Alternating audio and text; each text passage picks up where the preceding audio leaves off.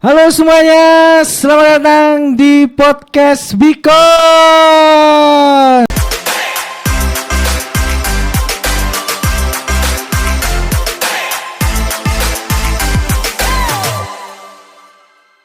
Suaranya mana nih? Suaranya. Gitu loh. Luar biasa. Salam sejahtera dan selamat datang di podcast Bikon. Sini ruang bincang inspiratif seputar tentang dunia pendidikan dan juga bimbingan dan konseling pastinya. Halo semuanya, gimana kabarnya? Semoga sehat-sehat semuanya di rumah, terutama kawan-kawan Bikon Semania yang sudah follow dan juga subscribe kita ya. Kami harapkan semuanya tetap selalu sehat. Terutama kalau kita lihat cuaca sekarang ini kan nggak menentu ya. Udah kayak perasaan saya sama dia gitu ya. Jadi untuk itu teman-teman harus tetap menjaga kesehatannya, jaga perasaannya, semoga selalu tetap bahagia. Itu dia. Oke, kita perkenalan lebih dahulu. Nanti kalau misalnya kita lanjut ngobrol tanpa perkenalan, nanti teman-teman nggak tahu siapa nih yang ngomong ya kan. Oke, jadi perkenalkan, nama saya adalah Dava Rawal Marco Ramadhani. Teman-teman bisa memanggil saya Dava. Saya adalah mahasiswa program studi bimbingan dan konseling semester 6 nih. Senang banget saya bisa menemani kalian dalam episode kali ini yang sangat spesial. Karena episode kali ini itu mengangkat tema tentang peran guru BK dalam pembelajaran deep learning. Wah, deep learning apa sih itu? Nah, ini mungkin saya membacakan sedikit ya. Deep learning dalam konteks pendidikan tuh bukan AI ya, bukan. Deep learning itu tentang pembelajaran yang bermakna mendalam. Namanya aja sudah deep, ya kan? Deep heart, deep, nah, dalam gitu ya. Jadi pembelajaran itu bukan hanya sekedar hafalan, bukan hanya sekedar belajar untuk ujian, tidak. Jadi pembelajaran itu harus namanya mendalam. Nah itu. Nah lalu pertanyaannya nih, pembelajaran yang mendalam tadi, peran guru BK dalam mengembangkan deep learning itu gimana sih? Nah itu yang mau kita bahas sekarang. Bukan saya dong yang menjawab, jelas bukan saya. Jadi maka dari itu di episode kali ini kita khusus kedatangan tamu yang sangat spesial, yang pastinya bisa menjawab pertanyaan saya tadi. Nah, penasaran siapa beliau? Nah, langsung aja ini kita sambut. Jadi beliau ini adalah seorang praktisi sekaligus kalau bisa kita bilang namanya seorang guru BK lah gitu. Yang sudah mendampingi para siswa, pastinya punya pengalaman yang luar biasa dan pastinya punya informasi tentang pertanyaan saya tadi dan pastinya bisa menjawab sebagai informasi untuk teman-teman semua. Jadi tanpa berlama-lama lagi langsung saja kita sambut. Ini dia Ibu Lydia Novi Kristiani SPNI. Halo, selamat siang. Baik Bu, kabarnya? Baik sekali. Luar biasa. Terima kasih Bu Lydia. Mungkin Bu Lydia Bu ya? Iya betul. Wah ya, manggilnya Bu Lydia. Nanti Kak Lydia atau mungkin Kak? Ya, oh boleh ya, bebas saja ya. Iya. Mengenal lagi. Iya. Jadi itu sekilas nanti perkenalan dari, tapi itu enggak bersama dengan Bu Lydia saja. Kita juga bersama dengan dosen kita yang tercinta. Di sebelah kanan saya ada Bapak Felix Tri Sukonugroho. Halo Pak. Baik, halo. Dan juga sebelah kiri saya ada Pak Widodo. Ini dia dua dosen. Iya. Halo. Jadi nggak hanya bersama Bu Lydia, tapi kita juga bersama akademisi ini yang pastinya nanti akan memperkaya informasi terkait dengan tema kita pada hari ini. Nah, mungkin sebelum kita masuk ke dalam tema kita hari ini, mungkin saya pengen ajak perkenalan sedikit dulu karena tadi belum terlalu mengenal ya tentang Ibu Lydia ini. Jadi saya pengen minta Ibu Lydia untuk bisa memperkenalkan diri kepada teman-teman Bikons di luar sana yang lebih lengkap lah istilahnya gitu. Silakan Bu. Oke, selamat siang buat semuanya. Ini serasa mengenal masa lalu saya. Baik, saya perkenalkan diri, nama saya Ibu Lydia Novi Kristiani. Saya sering dipanggil Bu Novi kalau di sekolahan. Saya sudah hampir 11 tahun menjadi guru BK. Jadi dari lulus dari Wima, saya langsung terjun ke dunia pendidikan. Itu yang bisa saya sampaikan. Dan yang jelas saya punya 2 putra yang luar biasa, sangat imut-imut. Terima kasih. Sudah punya 2 putra ternyata. Aduh, Fikri nggak bisa. Fikri sudah punya 2 putra, sudah melengkung ini janurnya. Oke, jadi berarti Bu Lydia ini alumni sini Bu ya? Ya betul, 2013. 2013, bro. Angkatan. Ini teman saya ini. Wah, ternyata Oke, kita masuk ke dalam acara temu kangen ya ini nampaknya. Jadi acara temu kangen antara Pak Felix dan juga reuni. Iya. Pak Felix, mungkin sedikit saja Bu Lydia ini terutama yang Pak Felix kan lebih mengenalnya secara mendalam. Gimana sosok Bu Lydia ini kalau misalnya waktu mahasiswa dahulu menurut Pak Felix? Iya. Karena angkatan kami itu hitungannya juga cukup banyak, jadi kami bisa berkenalan dengan baik juga. Jadi Bu Lydia ini termasuk juga aktif kalau di kelas dan juga dengan teman-teman juga terbuka, ya suka bergaul dan tentunya kalau dunia perhewanan ini yang sangat manusia Pak, bukan hewan gitu. Manusia. Ya karena peliharaan hewannya juga cukup banyak. Jadi yang juragan ya Pak. Juragan ya, dagang ya. Jadi yang paling menguasai ketika mengajarkan kepada teman-teman untuk bisa mencintai hewan peliharaan. Nah, ini mengajarkan itu.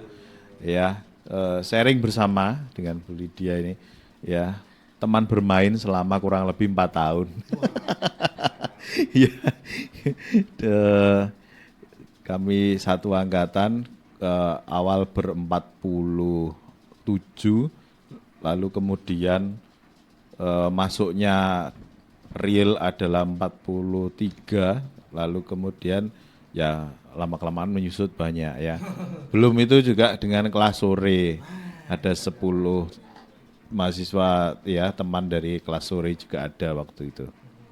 Ya sedikit gambaran Tentang Bu Lydia mungkin ya. Lah, lalu Pak Wit nih sebagai dosen kan berbeda mungkin pandangannya terhadap Bu Lydia ini seperti apa Pak? Mungkin. Iya, terima kasih. Wah, ini saya bersyukur banget ini. Nggak menyangka loh dipertemukan mantan mahasiswa gitu ya. Bu Lydia ini memang seangkatan dengan Pak Felix ya waktu itu ya. Dan bersama dengan angkatan transfer itu yang sore itu Mas Hardo ya, Pak Hardo ya sekarang jadi karyawan itu seangkatan itu ya. Hanya Pak Hardo itu sore, nah ini Bu Lydia dan Pak Felix itu pagi hari ya. Luar biasa, angkatan waktu itu termasuk angkatan paling banyak ya. Awalnya 60-an tapi kemudian bersurut ya, tapi ya masih sekitar 50-an lah begitu. Luar biasa. Bu Lydia ini sosok mahasiswa yang penampilannya kalem gitu ya, tenang dalam berpikir, tenang, kalem gitu ya, senyum ya. Sekarang juga kalian nggak begitu jauh Pak dengan sekarang. Terima kasih. Tidak berubah berarti Pak ya. Nah, memang manusia itu. Berarti Bu Lydia konsisten gitu. Ya, aktif ya. betul ya, aktif anaknya ya. Kecil tapi memang capek-capek gitu ya. Kecil Bu katanya Pak Wit kecil katanya. Ya, tapi bersyukur banget Mbak. Sekarang Bu Lydia sudah P3 ya. Iya, lolos wow. P3 ya, luar biasa ini ya. Ya, saya kira angkatannya Bu Lydia banyak sudah lolos di P3 juga ya. Dan ini juga saya kira membawa nama kita ya, Lembaga Prodi Bimbingan Konseling. Ya, luar biasa, banyak yang sudah lolos di P3. Sukses selalu untuk Bu Lydia Terima ya. kasih. Luar biasa. Sekarang di SMA SMA 1 Madiun. Oke. SMA 1 Madiun. Itu ya. dia. Demikian itu ya. saya kira. Luar biasa Dapat, ya. itu. Wah, berarti gambarannya Pak Wit dan juga Pak Felix mengenal Bu Lydia ini sebagai sosok yang kalem, yang aktif, yang luar biasa pastinya. Nah, itu berarti gambaran yang luar biasa tentang Bu Lydia. Untuk itu langsung saja kita masuk ke topik kita. Tapi sebelum itu mungkin saya ingin tanya dulu tentang kondisi nih Bu. Kondisi sekarang ini terkait dengan siswa. Terutama dalam hal deep learning ini kan pasti adanya semangat tuh, semangat dan lain-lain. Nah, kondisi semangat siswa sekarang yang Bu Lydia lihat itu seperti apa? Apakah tinggi ataukah bagaimana? Oke, terima kasih atas kesempatannya. Ini kita sebagai guru ya, pandangannya saya sebagai guru. Pada waktu pandemi, sebelum pandemi itu kondisi siswa itu pemikirannya sangat kritis. Dalam arti mereka istilahnya dalam arti belajarnya meningkat, terus prestasinya meningkat. Pada waktu pandemi kita kan hampir pembelajaran lewat daring. Itu selama 3 tahun, hampir 3 tahun setengah. Setelah itu kita kembali ke sekolah. Nah, di situ kita memiliki titik rendah dari niat belajar anak-anak peserta didiknya tersebut. Otomatis kita kayak menggali ke awal lagi, istilahnya memupuk dari awal peminatan mereka dan juga segi belajar mereka, semangat mereka, kita mupuk lagi dari awal. Karena otomatis kebiasaan yang dari rumah, belajar dari rumah itu lebih enak daripada di sekolahan. Nah itu kita harus mupuk dari awal. Dari deep learning ini juga membantu kita dalam arti sebagai guru-guru di sana, istilahnya membantu kita untuk anak-anak lebih memanfaatkan bagaimana dia belajar itu bermanfaat bagi dia. Nah, ini pintar-pintarnya guru-guru, makanya guru-guru banyak dipekerjakan administrasinya banyak. Gitu. Supaya apa? Supaya anak-anak itu lebih paham tentang pembelajarannya dan lebih ini kalau aku misalnya pelajaran matematika maknanya apa ya untuk saya. Jadi lebih ke menjerumus ke kehidupan sehari-hari akhirnya seperti itu. Oh begitu. Berarti pandemi ini menjadi faktor yang sangat Betul sekali. merubah begitu Bu ya. Merubah. Dari yang awalnya sangat tinggi menjadi sekarang harus kembali ke awal Iya begitu. betul sekali. Nah untuk Pak Felix dan Pak Wid bagaimana dengan pendapat dari Bu Lydia ini, apakah seperti itu menurut pandangan Pak Felix dan Pak Wid? Iya, dari saya juga merasakan yang demikian ya. Akhirnya anak dengan mudahnya terdistraksi dengan berbagai macam ya asupan yang masuk ya. Jadi asupannya itu belum dicerna dengan baik, lalu kemudian sudah muncul asupan-asupan yang lain. Asupannya itu bisa yang positif, bisa yang negatif ya. Karena kemudian mereka tidak memahaminya secara utuh, tapi lalu kemudian sudah beralih, ya kan? Pemahaman mereka terhadap suatu masalah atau konflik, misalkan itu membangun kritis, ya sikap kritis dan lain sebagainya itu lalu kemudian tidak bisa diasah dengan baik, ya seakan-akan lalu kemudian mereka merasa cukup saja ya dialami saja, tapi tidak perlu untuk misalkan cari problem solvingnya atau apa ya. Jadi kemampuan untuk mencari problem solving, meningkatkan navigasi dirinya itu dirasa memang kurang. Ya, nah itu juga menjadi tantangan sesuai dengan konteks topik hari ini ya untuk penerapan deep learning itu bagi para peserta didik misalkan. Wah, berarti Pak Felix juga setuju ini melihat bahwa memang penurunan ada terjadi begitu Bu ya. Oke, Pak Wid bagaimana Pak? Terkait dengan pendapat Pak Felix dan Bu Lydia tersebut. Ya, terima kasih. Jadi kalau kita bicara soal Maaf Pak Wid, pegang mic-nya agak ke atas, gresek-gresek dari tadi Pak. Oh begini ya. Gak pegangnya. Nah, begitu Pak, luar biasa. Ya. Itu Pak. Ya, jadi kalau kita ini konteksnya kan kita bicara soal deep learning ya dan bagaimana implementasinya dalam konteks pembelajaran gitu ya. Iya, saya melihat begini ya. Jadi deep learning ini memang kalau kita melihat secara sungguh itu ya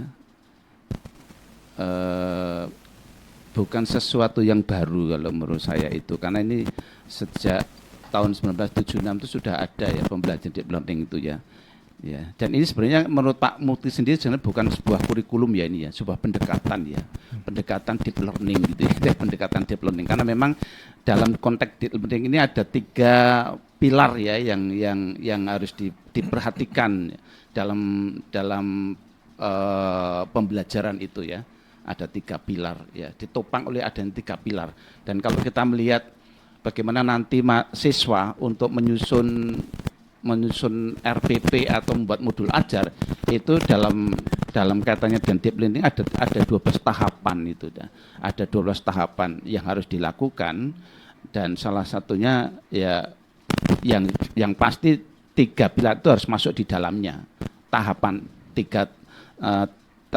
tahapan dan 3 itu adalah ada mindful, meaningful dan joyful learning gitu ya. Saya kira 3 pilar, dan itu menurut saya menjadi hal yang penting ya gitu ya menurut saya kan. Kalau kita kaitkan dengan kita kolaborasikan dengan BK sangat kena menurut saya ini ya. Ya, kita akan dengan bagaimana peran BK dalam konteks ini ya, mindful, meaningful, joyful learning dan sebagainya. Itu sangat ada link inline-nya gitu ya dengan kebekaan ya. Hanya lalu bagaimana kita menempatkan diri mampu berkolaborasi dengan guru kelas atau dengan stakeholder yang lain di dalam rangka implementasi pembelajaran ini sehingga betul-betul pembelajaran kita lihat sebagai satu yang proses yang tidak hanya service-nya saja tetapi juga bagaimana itu mempunyai makna dan kemudian bagaimana makna itu direfleksikan dalam kehidupan ya sehingga betul-betul ini dirasakan ya secara kontekstual dirasakan oleh siswa itu sendiri dalam prosesnya gitu ya. Sementara itu dulu ya. Oh, kita itu. Bisa didalami lagi bersama. Jadi sedikit tadi gambaran tentang 3 pilar tadi mungkin yang Pak Wid sudah sampaikan. Nah, tapi sebelum kita masuk ke 3 pilar, mungkin hari ini kita akan fokus tentang deep learning kan Pak, yaitu pembelajaran yang mendalam. Nah, mungkin dari Bu Lydia lebih dahulu tentang definisi ataupun apa sih yang dimaksud dengan deep learning tersebut menurut apa yang sudah Bu Lydia alami dan Bu Lydia sudah lakukan begitu. Oke, terima kasih.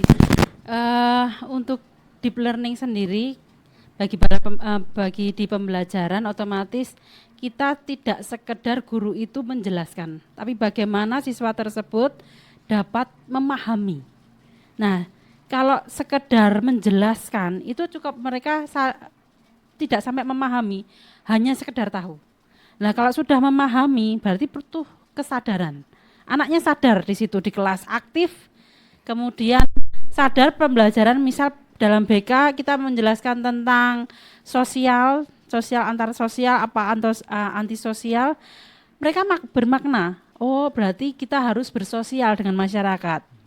Ketika mereka sudah memahami makna tersebut, maka mereka harus menganalisis, oh saya kalau di masyarakat harus bagaimana. Makanya perlu peran aktif dari mereka. Otomatis tidak bisa hanya guru ceramah kalau di dalam kelas, kalau di deep learning itu. Jadi harus ada timbal balik atau ada diskusi, tanya jawab. Maka di situ dipancing anak untuk menganalisis, berperan aktif, mereka tanya jawab. Maka mereka bisa diskusi ke masing-masing individu. Jadi bukan hanya interaksi guru ke murid, tetapi dari murid ke murid bisa juga seperti itu. Kemudian setelah itu seperti Pak Wid yang katakan tadi adalah berkolaborasi. Mereka mencoba menyelesaikan masalah dalam hal diskusi. Itu sudah untuk meminimalisir untuk antisosial. Kemudian setelah itu yang paling penting adalah tindak lanjutnya. Dari pembelajaran yang diambil bisa diterapkan di kehidupan sehari-hari. Itu yang paling penting dan yang jelas itu yang paling kita sasarkan dalam deep learning itu intinya dalam pembelajaran itu bisa dipraktekkan di kehidupan sehari-hari. Seperti itu. Begitu. Berarti sedikit mungkin yang saya rangkum berarti semuanya terlibat selain begitu Bu. Aktif begitu untuk dapat makanya melakukan perlu kolaborasi yang Pak Wid bilang. Nah, mungkin dari pengalaman Ibu sendiri nih, caranya bagaimana dalam menciptakan pembelajaran di mana semuanya terlibat. Kita berada sebagai guru yang saat ini sudah mengajar lah istilahnya gitu. Lalu bagaimana cara Bu Lydia untuk bisa mengembangkan hal tersebut? Oke, kalau di BK sendiri kan ada beberapa layanan. Misalkan saja konseling.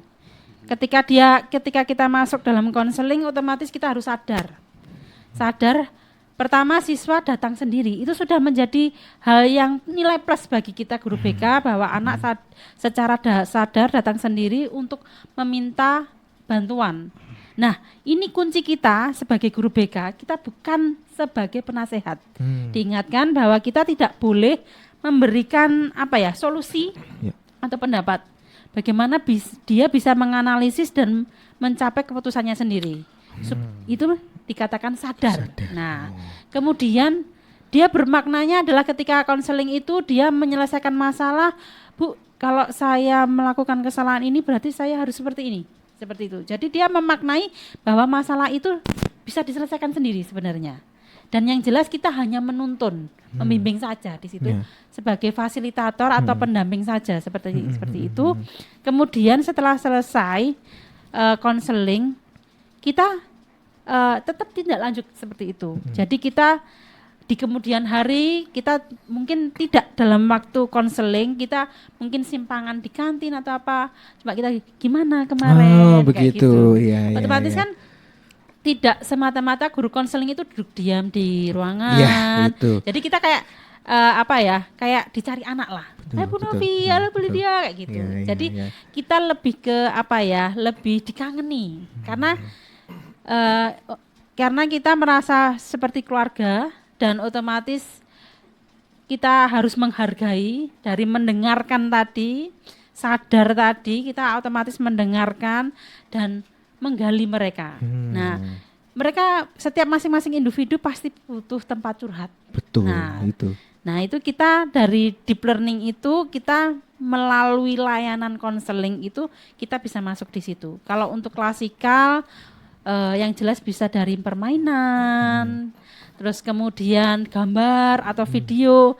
Yang jelasnya guru itu yang saya sebutkan tadi adalah tidak terlalu banyak menjelaskan. Anak-anak akan sering tidur, main handphone kalau ketika Iya. guru banyak ngomong. Betul, Ya, benar betul kan? itu, ya. Dosen pun mungkin begitu ya. Mungkin begitu. Kalau Mungkin dosennya begitu. banyak ngomong, mahasiswa kan sering Iya, menggunakan iya, Bu. handphone. Nah, Nggak harus dosen, Bu. Iya. Sesama teman kalau ngomong terus juga capek juga, Bu. Iya, betul, iya, betul. Makanya kita harus pertama kita kasih permainan dulu Iya. supaya mereka fokus.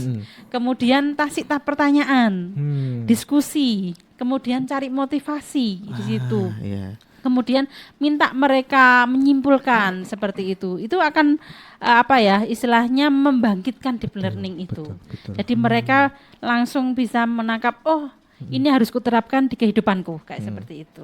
Oh, begitu.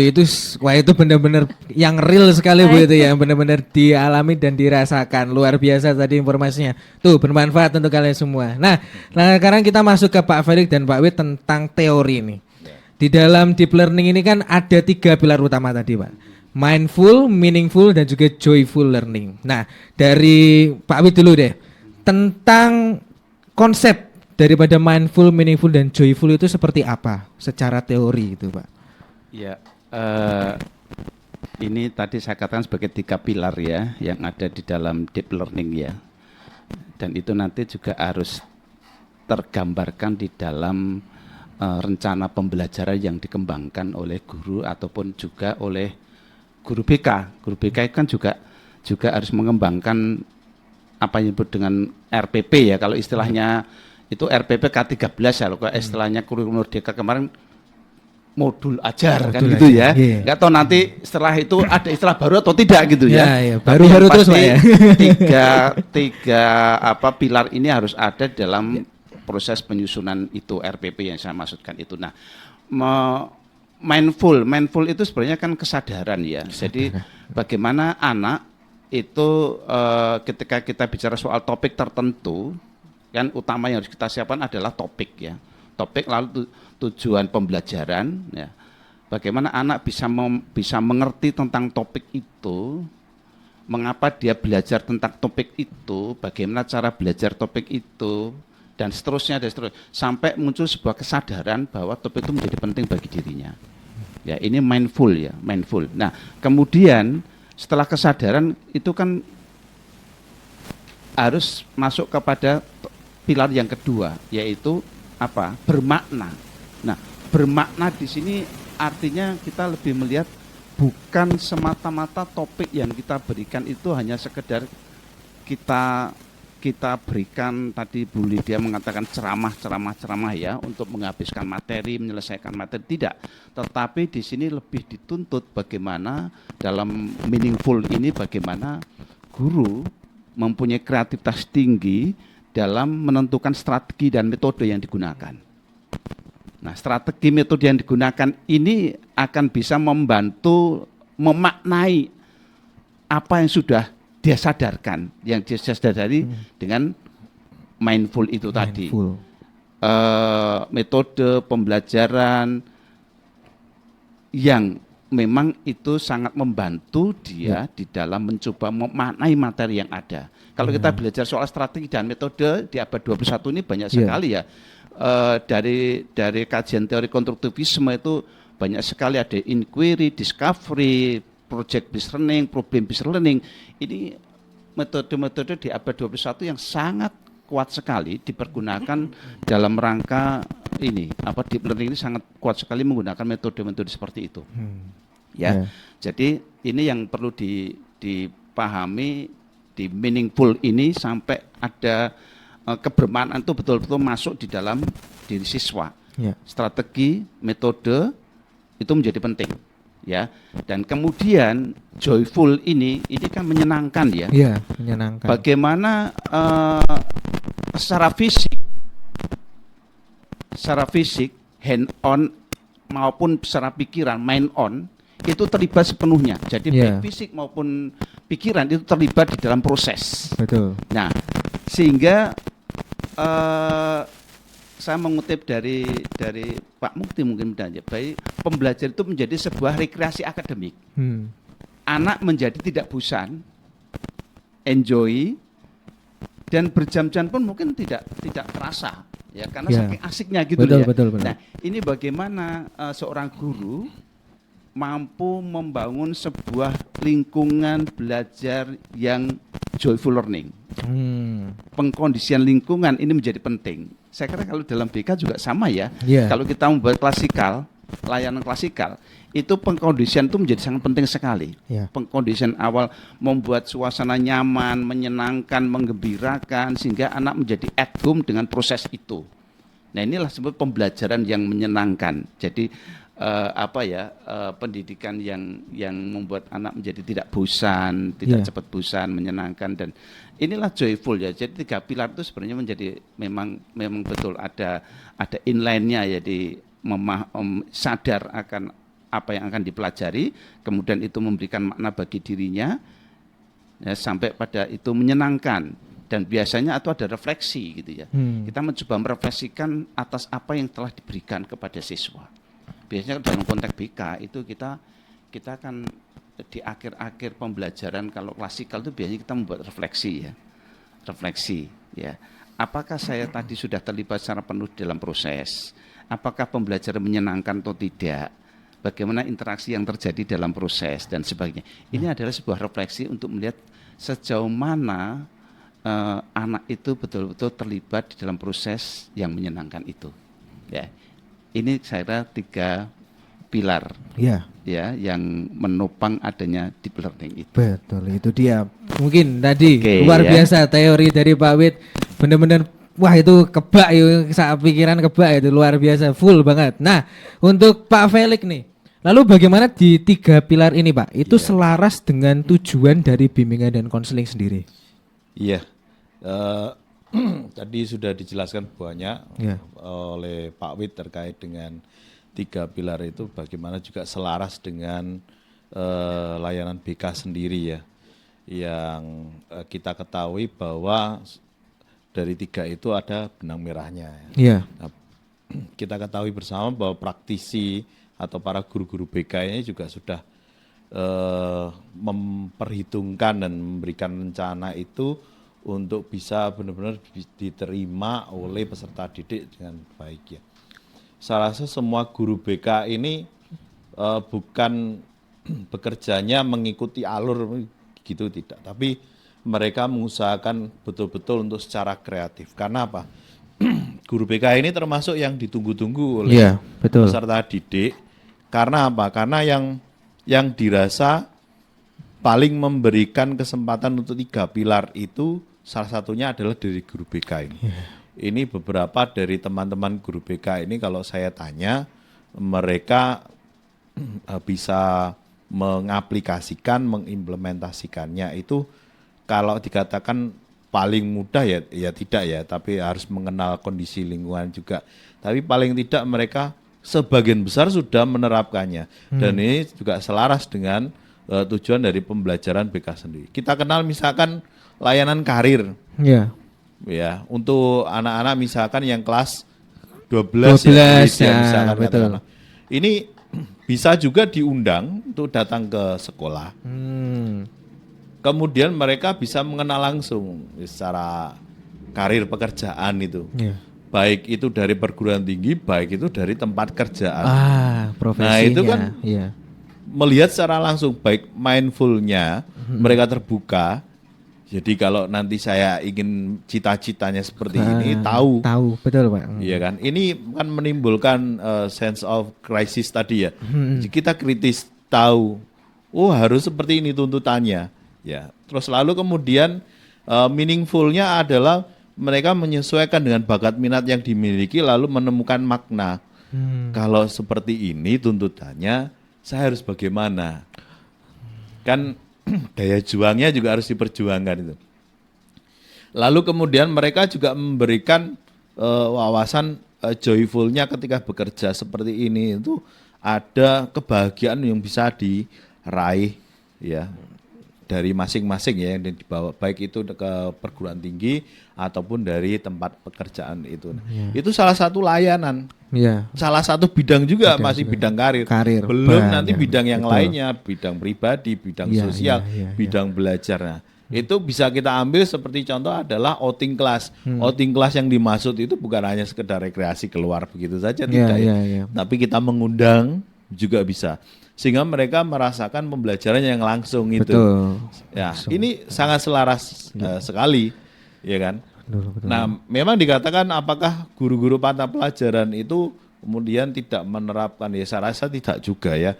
Mereka tetap melaksanakannya. Akan tetapi kalau BK, bimbingan dan konseling itu caranya bisa banyak sekali tadi. Lagi, betul, dan betul. itu dirasa memang sangat ditunggu-tunggu oleh teman-teman ya peserta didik tadi. Dan teman-teman guru BK ini ketika berkunjung ke kota-kota, ya kan, entah itu Ponorogo atau Kota Madiun sendiri, dari Bojonegoro, Blitar dan Kediri dan lain sebagainya, usaha yang diberikan, effort yang diberikan kepada siswa atau peserta didik itu, dan itu sangat mengenang sekali dirasa. Ya, bagi kelas 12. Tapi bagaimana bagi kelas misalkan kalau SMA ada yang kelas 10, 11 itu pastinya juga dipikirkan. Iya, Pak. Antara guru BK pasti berkolaborasi juga. Ada tim teachingnya mereka juga ya, meskipun yang masuk ya guru BK-nya untuk kelas 10.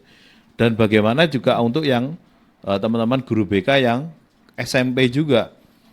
Karena SMP juga yang paling menentukan ini, karena labilnya anak remaja kan. Iya. Dinilai kan dari situ ya, dari SMP itu. Nah, ini juga menjadi tantangan bagi guru BK sehingga bisa menyajikan. Tadi kalau Pak Wid menyampaikan adalah kalau kita membuat RPL itu harus memperkirakan dengan baik sampai evaluasinya, dan bukan hanya itu tapi bagaimana bisa membawakan ke peserta didik itu ya dirasa memang mereka menerimanya dengan baik, mereka menerimanya juga senang gitu. Itu kan juga menjadi tantangan. Iya. Ini yang sebetulnya sudah banyak dilakukan oleh teman-teman guru BK. Hanya saja mungkin nanti kan perlu mendapat perhatian bahwa ini yang dimaksud dengan deep learning itu. Ya, secara khusus bahwa kita sudah melakukannya, hanya saja mungkin teman-teman belum semuanya menyadarinya. Gitu nih. Oh, begitu.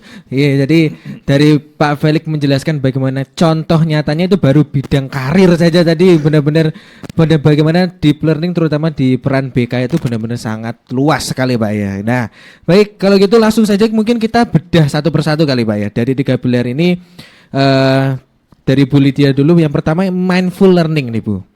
Nah, mungkin kita masuk ke bidang belajar dulu. Dalam praktiknya, bagaimana peran guru BK itu dalam membantu siswa atau peserta didik menjadi lebih mindful dalam belajar? Mungkin bisa dijawab. Nah, ini mindful ya, karena perlu kesadaran kan. Iya. Otomatis setiap kita melaksanakan layanan, otomatis kita harus sadar di situ. Dalam arti peserta didik butuh bantuan kita. Dalam arti kita butuh pembimbingan kita.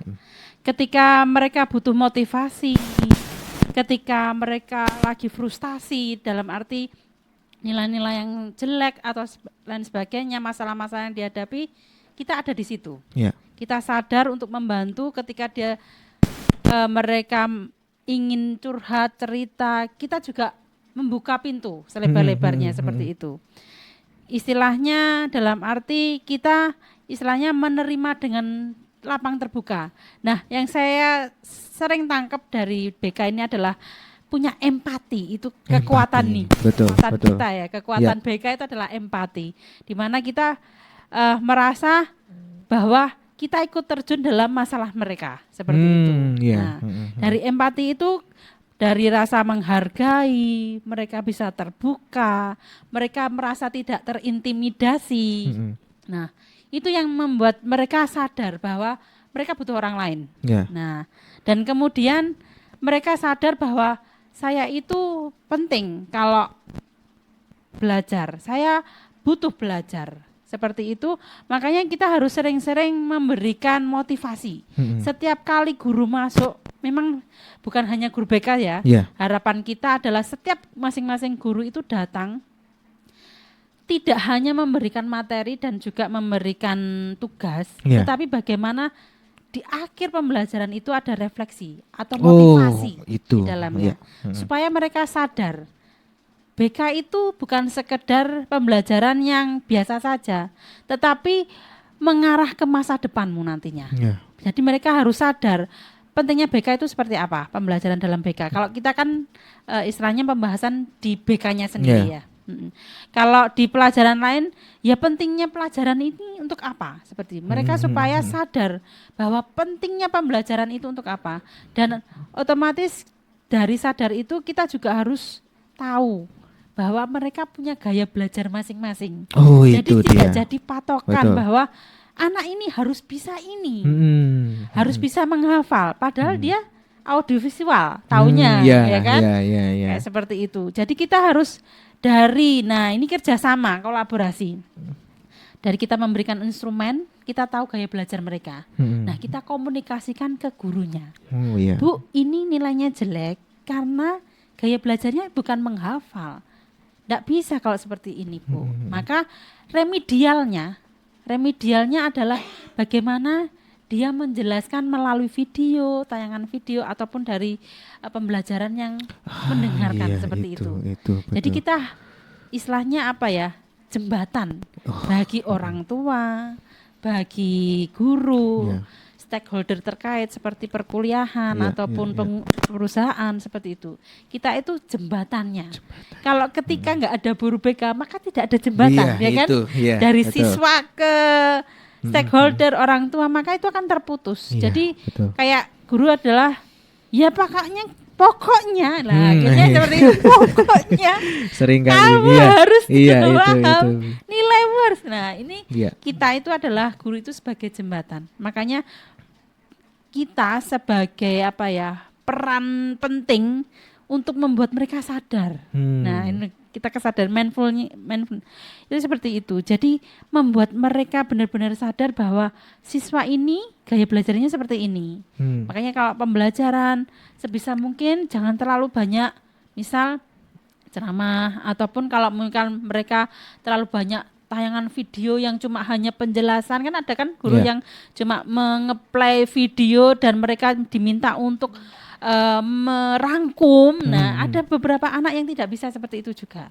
Nah, mereka harus mengenal dari asesmen yang sering kita sebarkan itu. Nah, asesmen itu tidak kita masukkan dalam kayak rak buku lah. Tapi kita harus sharekan ke guru-guru. Nah, makanya penting bagi guru BK mengenal satu pribadi dengan yang lain. Itu pentingnya kesadarannya. Itu. Nah, tapi Bu, dalam praktiknya seringkali itu siswa masih takut Bu untuk bisa hadir dengan berbicara ataupun curhat terkait bersama dengan guru BK terkait masalah belajarnya. Nah, di situ bagaimana peran guru BK dalam menghadapi kasus yang seperti itu? Oke. Di beberapa sekolahan kan memang ada yang masuk kelas, ada yang tidak. Nah, ini pinter-pinter guru BK nih sebenarnya. Ketika kita masuk kelas, nah tadi ada pembelajaran yang menyenangkan. Nah, di situ kita bagaimana caranya supaya mengenal dari permainan, motivasi. Mungkin cuma ada yang pendiam. Nah, kita datangi tepuk, ayo. Oh, nah, gitu. Seperti kayak SKSD. Oh iya. Ya kan? Tapi Iya, bagaimana iya, iya. caranya anak ini aktif kayak gitu. Nah, kita guru BK tidak boleh hanya memandang anak yang ini aktif ya, yang Iya, aktif seringkali terus seperti kayak gitu. itu, Tapi iya. bagaimana kita keliling, Betul. lihat oh ini anak ini pendiam, kita Ah. caplek. Jadi seperti itu. Jadi istilahnya kayak apa ya? Diperhatikan lebih. Nah, di situ mungkin nah ini kalau guru-guru enggak masuk kelas seperti dulu pengalaman saya enggak masuk kelas, pada waktu istirahat saya keliling. Iya. Nah, supaya gimana caranya saya mengenal anak ini. Pertama mungkin dari ajaran pertama saya keliling ke kelas-kelas, mungkin ya kayak kepala sekolah gitulah. Saya ngalang-ngalang kepala sekolah ya akhirnya. Mohon maaf Mungkin ya ke kalau satpam kali Bu ya. Saya keliling ketika anak-anak Betul. lagi Bu, gurunya masih ke belakang, saya ngobrol gimana kayak gitu. Oh, gitu. Jadi di situ ada apa ya? Keterikatan. Iya. Kesenangan anak untuk ayo datang ke BK toh kayak gitu. Jadi kayak keterbukaan. Nah, keterbukaan mereka serasa senang, akhirnya banyak anak-anak yang mengatakan, kenapa sih jam BK enggak 2 jam aja, 3 jam aja? Iya. Nah, seperti Iya, itu. Kadang iya, kan cuma iya. kalau di sekolahan kadang dia hanya diberi waktu 1 jam. Kita kurang kalau gitu. Iya. Makanya kita harus pinter-pinter, kita keliling. Keliling kayak satpam aja ya. Iya. Tapi Nah, tujuannya baik. Iya, tujuannya baik. Nah, kita kayak halo Bu Lydia, kita sapa kembali. Iya. Gimana kemarin kayak gitu. Jadi ada timbal balik. Betul. Ketika ada timbal balik maka mereka akan tertarik dan merasa tidak sungkan untuk datang Iya, ke BK. itu dia. Jadi kita jemput bola. Kuncinya Betul, adalah itu. Itu dia. Oke. Lalu menurut Ibu Lydia sendiri nih, bagaimana korelasi antara stres siswa dengan ketidakmampuan mereka untuk belajar secara mendalam? Nah, seringkali siswa itu kan merasa stres nih, Bu. Nah, itu bagaimana di situ BK dapat menjadi itu tadi jembatan dari mereka untuk dapat melepaskan stres mereka sehingga bisa belajar secara lebih mendalam itu seperti apa, Bu? Oke. Sebelumnya saya istilahnya atau tidak kan kita BK bukan penerawang. Iya. Makanya kita perlu asesmen di awal. Itu dia. Nah, asesmen di awal kita sebar, maka kita olah. Hmm.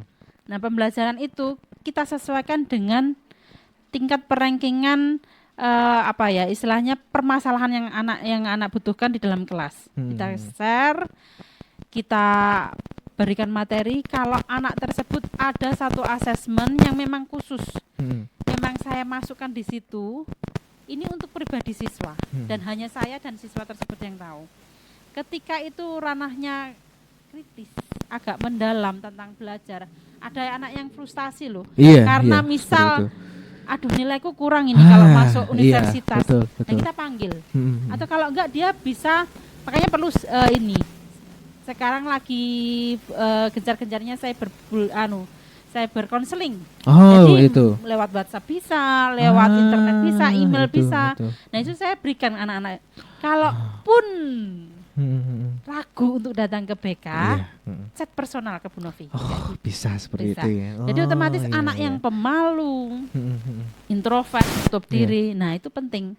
Mereka bakal chat, Bu ada waktu enggak? Kayak gitu. Walaupun mereka tidak di ruang konseling, kadang mereka mintanya di kantin ataupun di musola, saya iakan. Ya, iya, Selama iya. itu bisa membantu mereka. Makanya kita butuh luangan waktu. Seperti itu. Kadang ada anak yang benar-benar frustasi sampai enggak bisa tidur. Iya, Ya iya, kan? betul. Malam itu ngechat ya tetap walaupun bukan jam Iya, kerja, tetap kita berikan waktu. harus. Karena iya. kalau segera tidak kita tangani, maka bisa berakhir fatal. Betul kan? Betul itu. Makanya kita memang ya peran guru BK itu banyak sekali ya di Iya, sekolah. heeh. Makanya kita benar-benar harus kalau dibilang 150 itu banyak ya cukup banyak. Cukup Kita banyak. harus satu-satu Iya, mendampingi. Ya memang tidak segampang itu, tapi itulah layanan kita. Iya. Kita istilahnya dipercayakan Tuhan menjadi guru BK, yaitu laksanakan dengan baik dan maksimal. Makanya terkadang anak yang frustasi memang harus dibutuhkan motivasi, sehingga kalaupun bisa setiap hari harus dimotivasi. Setiap kita Itu. masuk kelas dikasih motivasi. Bahkan saya pernah ke guru-guru Iya. semua untuk 1 menit saja Bu, setiap selesai mengajar selalu berikan motivasi. Itu yang membuat mereka semangat. Karena kalau cuma pelajaran saja saya yakin mereka sudah jenuh. Di rumah ada masalah ya kan, di lingkungan ada masalah, Iya. ketika di sekolah dikasih PR ada masalah. Aduh, budrek itu. Makanya Betul. butuh 1 menit atau 2 menit kita mendengarkan dan berikan motivasi. Itu yang paling penting. Makanya ketika mereka frustasi, kita terbuka dan memberikan motivasi kembali. Itu dia. Nah, itu akan mengurangi rasa frustasi Iya. mereka. Apalagi kalau cuma tepukan ya, bisa, pasti bisa. Kayak gitu. Sudah sangat Iya, membantu bantu. begitu ya. Betul sekali. Motivasi itu dia. Jadi buat kalian yang ngomong BK nggak ada kerjaannya, hei, ini dilihat seorang praktisi guru BK saja sibuk sekali, bahkan di luar jam kerja pun Bu ya, diceti masih terus sama siswa-siswanya, luar biasa. Nah, Pak Felix, mindful Pak, sadar akan belajar. Ini apa Pak yang bisa Pak Felix mungkin bagikan? Sadar belajar itu seperti apa Pak? Ya, sadar belajar yang memang dimunculkan secara sengaja dari pribadi peserta didik. Yang dilakukan tadi contohnya yang dicontohkan oleh Bu Lydia sudah jelas dari siswanya atau peserta didiknya sendiri mau secara terbuka menerima, lalu juga mau belajar melakukannya. Kalau dari guru BK-nya ini jemput bola tadi, siap untuk membantu. Ini bentuk kepedulian juga. Iya. Ya, yang diwujud nyatakan. Jadi kesadaran dari guru BK-nya juga, lalu kemudian peserta didiknya juga mau terbuka untuk menerima ya segala misalkan metode atau memang kemudian menyampaikan bahwa gaya belajar saya itu seperti ini atau bisa dikenal misalkan auditori atau kemudian memang dia kalau suka hafalan katakanlah ya mereka yuk bisa melakukannya dengan kreativitas yang masing-masing dengan mengubah maksudnya hafalan tidak hanya tekstual aja tapi juga bisa membantu dengan gambar dan lain sebagainya itu memudahkan dengan cara-cara yang baru kemudian dikombinasikan dengan bakat minat mereka masing-masing tadi. Nah itu bentuknya kalau saya melihat dari bidang belajar ya. Kemudian mengajarkan kepada mereka juga untuk bersikap empati tadi dengan teman-teman ya. Bagi siapa yang memang sedang kesulitan belajar. Betul.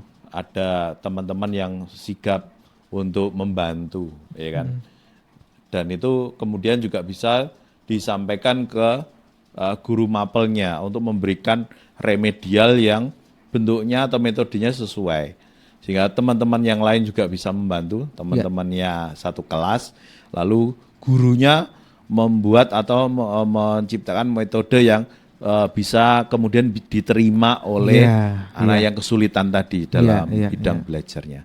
Itu contoh ya, kira-kira yang diterapkan oleh Bu Lydia tadi selama dalam pekerjaannya, melakukan pekerjaannya dengan kolaborasi dengan guru BK itu sudah diwujudkan tadi dalam mindful tadi.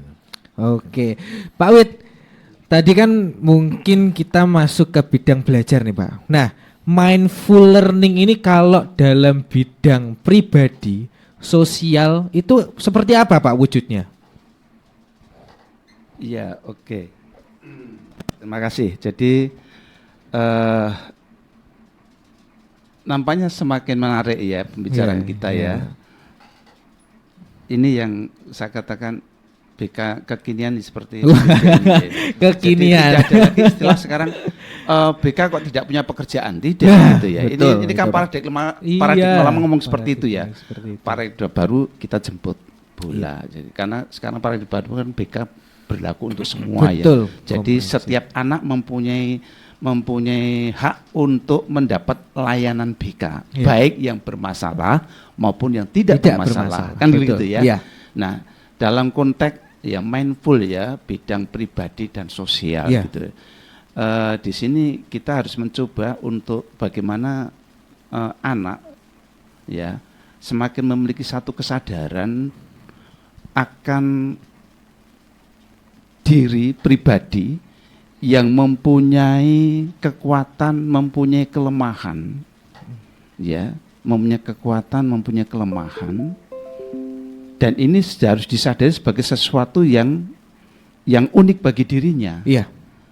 Ya, bahwa pribadi itu unik, beda satu sama lain, mempunyai kekuatan, mempunyai kelemahan, mempunyai potensi yang satu dengan lain berbeda gitu ya. Jadi bagaimana kita mencoba untuk mengajak anak untuk lebih melihat ya siapakah aku ini sebenarnya gitu ya. Siapakah aku ini dari segi pribadi ya. Dan sekaligus dalam konteks sosial kaitannya dengan orang lain seperti apa, bahwa aku ini tidak hidup sendirian, tapi kita sebagai makhluk yang sosial, sebagai makhluk sosial itu selalu berelasi, berkolaborasi, bekerja sama dengan orang lain. Nah, bagaimana anak bisa menyadari ini, ya, bahwa hidup kita itu depend on dengan orang lain. Kita tumbuh berkembang tidak sendirian, tapi bersama dengan orang lain. Maka dalam konteks belajar layanan pribadi dan layanan sosial, kita lebih mengangkat topik-topik pribadi, topik-topik sosial yang tentu saja itu sangat relevan, aktual untuk tumbuh dan berkembang si anak itu. Ya, nah ini dalam perkuliahan kita di BK itu secara khusus ya ada mata kuliah BK pribadi, ada mata kuliah BK sosial, BK karir, BK belajar gitu ya. Nah, ini tujuannya supaya anak semakin memahami ya konteks ya, menyadari akan dirinya sebagai pribadi yang unik, sekaligus sebagai pribadi yang bermasyarakat. Sosial itu dia. Begitu ya. Luar biasa. Berarti itu dari Pak Wib, bagaimana kita harus menyadarkan anak. Untuk pribadi itu kita harus menjadi bagaimana anak itu pribadi yang unik, lalu juga untuk sosial bagaimana sebagai manusia tidak bisa hidup sendiri begitu Pak ya. Kita harus bersosial dengan orang lain. Nah, baik itu mindful tadi ya. Sekarang kita masuk ke pilar yang kedua yaitu meaningful learning nih. Bu Lydia. Seringkali belajar itu anak itu merasa belajar itu hanya sebagai tuntutan, Bu. Nah, bagaimana cara guru BK untuk bisa membantu siswa menemukan makna dari proses belajarnya? Dari Bu Lydia bagaimana? Nah, itu pertama kali di awal kita pembelajaran, otomatis ada tujuan yang harus dicapai. Nah, itu kita sampaikan ketika kita kalau memberikan layanan klasikal ya. Tujuan dari materi ini kita tujuannya apa? Menangkap apa? Menganalisis apa? Tapi ketika kita melakukan layanan konseling sudah beda lagi. Karena kan ada masalah di dalamnya. Nah, di situ siswa tersebut ingin apa? Nah, kita tanyakan ke dianya. Tujuan kita apa hari ini? Kalau masalahmu misal frustasi mungkin tentang saya ingin masuk perguruan tinggi ini, tapi nilai saya nggak mumpuni, Bu. Maka mereka harus berpikir tujuanmu sebenarnya arahnya kemana? Saya ingin masuk universitas ini, maka kita harus makanya perlu teknik-teknik konseling itu tadi loh. Realita, terus behavior. Nah itu pembeda antara guru BK dan juga guru-guru biasa dalam arti bila melakukan layanan konseling ataupun konsultasi, pembedanya adalah itu. Kita ada tekniknya. Iya, itu. Betul. Itu dia. Nah, kita realitanya apa di sini? Nilai saya kurang, Bu. Kalau nilaimu kurang, maka harus apa? Kita harus memberikan pertanyaan terus. Nah, itu yang menjadi kunci supaya mereka berpikir kalau aku kurang, ini masih semester sekian, masih 2 semester lagi, saya bisa nggak ya seperti ini? Jadi mereka istilahnya mereka menangkap, mulai berpikir kritis di situ. Kritis itu yang kita istilahnya kita tarik supaya mereka benar-benar bertanya, kalaupun saya nggak bisa, masa depan saya cuma berhenti di sini. Kayak gitu itu dia. Makanya berpikir kritis dalam deep learning itu penting. Betul. Dari berpikir kritis itu mereka dapat mengambil sebuah keputusan penting. Makanya kenapa makanya tidak diperbolehkan guru BK untuk memberikan saran atau solusi. Karena saya yakin kalau kita cuma memberikan saran dan solusi pasti tidak dilakukan. Betul. Tapi ketika anak tersebut berpikir kritis, menganalisis apa yang menjadi masalahnya, terus kira-kira plannya apa, B apa, ketika disolusikan dengan komunikasikan dengan guru BK, ketika coba dilaksanakan, kita hanya sekedar cuma memancing mereka. Nah itu penting, makanya mereka akan kemudian sadar, berpikir kritis, menganalisis, kemudian mereka menangkap sesuatu dan akhirnya mereka dapat melaksanakan keputusan itu. Karena sadarnya tadi, kemudian kritisnya tadi, menganalisisnya tadi, akhirnya mereka mau untuk melakukan apa yang menjadi keputusan mereka. Kalau kita yang menyampaikan, aduh mas, kalau kita menyampaikan, ya saran saya Bu Novi seperti ini ya terserah kamu. Mungkin alah enggak jauh-jauh keluar dari pintu ruangan BK aja lah, mungkin sudah lupa ya. Tapi ketika mereka mengambil keputusan, kuncinya itu mereka mengambil keputusan secara kritis dari analisis yang tadi kita bicarakan, mereka kan terus berpikir. Sampai di kehidupan sehari-hari pun berarti saya harus belajar ngoyo piye carane saya bisa nilainya masuk seperti itu. Ketika enggak masuk, saya punya plan B seperti ini, berarti pasti harus masuk. Harus begitu ya. Ada pengalaman nggak Bu yang menarik yang dari siswa yang awalnya tidak termotivasi, lalu tiba-tiba setelah mendapatkan layanan dari guru Bu Lydia menjadi lebih termotivasi? Ada? Ada. Tapi ini bukan di SMA ya. Gak apa-apa. Seperti ini. Dia masih kelas 12. Kondisinya dia kelas 12 dan orang tua ada di Kalimantan. Orang tua ada di Kalimantan. Ayahnya tinggal bersamanya di Kota Madiun. Ketika itu orang tua sudah bercerai, anak diambil dari Kalimantan menuju Kota Madiun. Ini prosesnya dia masih mau lulus-lulusnya nih. Iya benar. Masa belajarnya masih sebentar lagi selesai nih. Kemudian dia akhirnya Akhirnya dia mengambil keputusan ikut orang tua ayahnya, khususnya ayahnya di Kota Madiun. Tetapi di tengah perjalanan orang tua meninggal. Akhirnya dia sendirian di rumah, dalam arti benar-benar sendirian. Bahkan yang saya terenyuh itu ada apa? Ternyata di samping-samping rumahnya itu keluarga besar dari ayahnya, tetapi tidak menganggap dia. Otomatis frustasinya belajar kayak apa? Frustasinya berkehidupan sosial itu pribadi sosial karir belajar masuk semua ya. Akhirnya saya ke sana karena hampir 1 bulan tidak masuk. 1 bulan tidak masuk. Pertama cuma saya ke chat personal, kenapa kamu nggak masuk dan lain sebagainya. Dia nggak mau terbuka. Tapi ketika saya masuk terjun langsung ke rumah anaknya, saya melihat kondisinya sangat memprihatinkan. Dalam arti, ia makan sendiri, cari sendiri, dia harus nggak tahu dari mana ya. Entah itu kalau orang Jawa ngomong ramban ya, cari-cari sendiri. Terus kemudian keluarga yang di sekelilingnya itu tidak memperhatikan, otomatis itu menurut saya sudah frustasi tingkat dewa ya mungkin ya itu. Ketika itu saya tanyai, saya harus gimana Bu? Lah kamu sendiri pengennya gimana? Ini sudah kelas 12. Otomatis kamu harus mengambil sebuah keputusan karena ini penting. Gimana kalau saya telepon orang tua saya yang ada di Kalimantan? Oke. Tapi Bu Novi bantu untuk komunikasi ya Bu? Iya enggak apa-apa. Terus akhirnya saya diteleponkan. Ibunya ngomong, saya juga bingung. Kondisinya di Kalimantan, anaknya di Madiun. Itu jarak yang cukup jauh. Ya kan? Walaupun transfer pun tidak langsung ke anaknya karena otomatis anaknya tidak punya ATM. Yang punya ATM adalah bapaknya, ya kan? Otomatis kayak lost kontak gitu loh. Akhirnya ke ibunya, ya puji Tuhannya ada ibunya masih bisa dihubungi. Terus akhirnya saya membantu bagaimana itu dari jam kerja harusnya guru dari jam 7 sampai jam 3 sore itu saya sampai maghrib sampai anaknya itu saya benar-benar hantar. Terus saya telepon ibunya, ini gimana Bu anaknya? Bu minta tolong diawasi, saya transfer uangnya, anaknya minta tolong dikeluarkan dari lingkungan tersebut dan lebih baik anaknya ngekos. Terus saya bilang, Ibu percaya dengan saya? Kayak gitu. Iya saya percayakan dengan Ibu.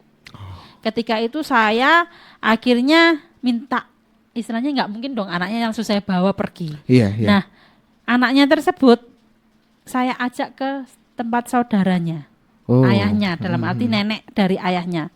Otomatis saya ya, kalau orang Jawa harus kula nuwun, harus Iya. permisi, membawa anak orang masalahnya. Iya, betul. Tiba- Iya, memang. Iya, harus izin. Tapi ketika saya berkomunikasi, di situ saya sempat kaget adalah Pak Leknya mengatakan jangan, itu bukan tanggung jawab saya, kayak gitu. Waduh. Nenek mengatakan sudah Bu, bawa pergi saja nggak apa-apa. Astaga. Di mana itu ya sosial pribadinya sangat kena, ya kan?